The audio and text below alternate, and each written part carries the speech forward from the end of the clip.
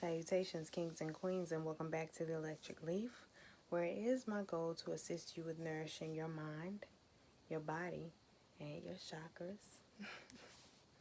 Alright, so tonight I really wanted to come to y'all really quickly about dream interpretation. Dreams, y'all. Dreams. I love the idea of a good dream. Or I really love when I can remember my dreams and I can remember them so vividly and I sit there in it and I'm like, wow, what did that mean?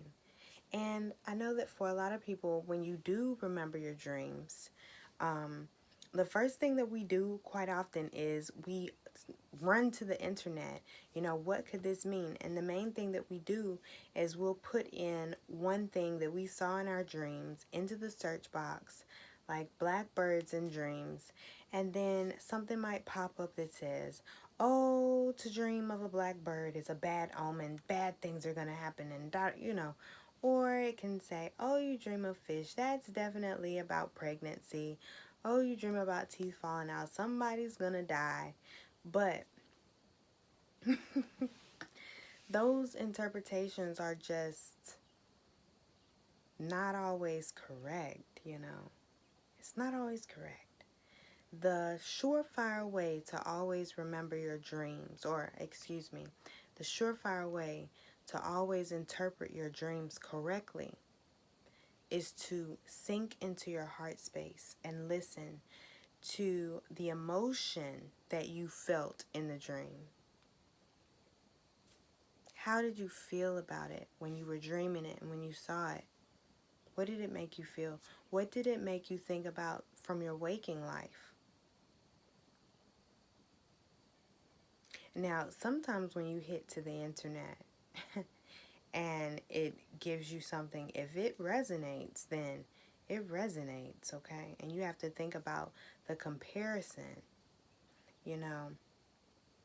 There are some dream symbols that I have found that are really on the money, but I don't know if that's just because of me and my experiences, or if it's because, well, that's just what those dream symbols mean, because we are living in this shared space together. All of us are here together. But I know, like, when I dream about water in certain ways, and I hate to even say this because it's not always like this, you have to, like, for instance, water it really does associate with the emotions, with the emotional body. But you have to think about what's happening with the water in the dream and how it makes you feel. So if you're dreaming about a huge, big wave coming towards you and there's no escaping it, and you feel in the dream,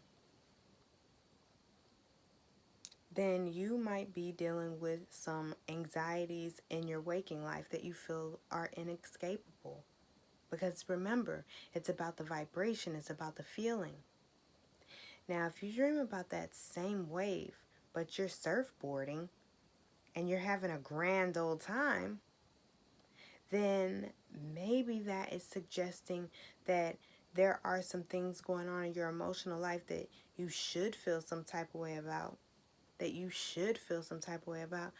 you good. You're coasting through. You're getting through it. You surfboarding.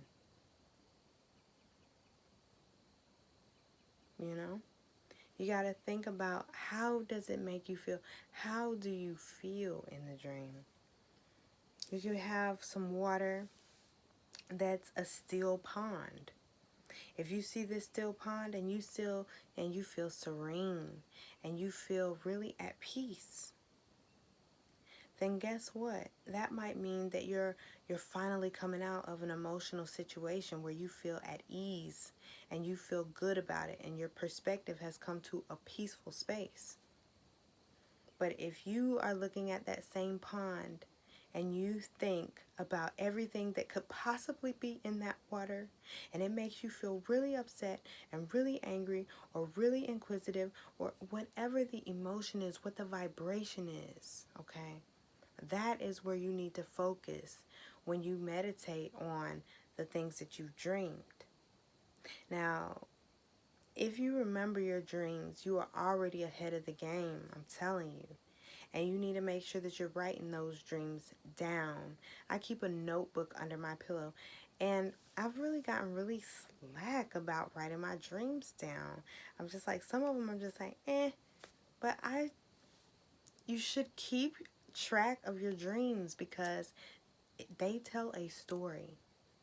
Your dreams really tell this beautiful story that is really comparable to your waking life. So if you keep a dream journal and you're keeping a journal for your waking events and you go back and compare the two, it is very, very, very unreal how real it can get. Some of you, some of us we get premonitions in our dreams where we know the truth on a whole different level through our dreams. My dreams have literally shown me the truth. The truth so good, in fact, that I have gotten in trouble for some of the things that I've dreamed.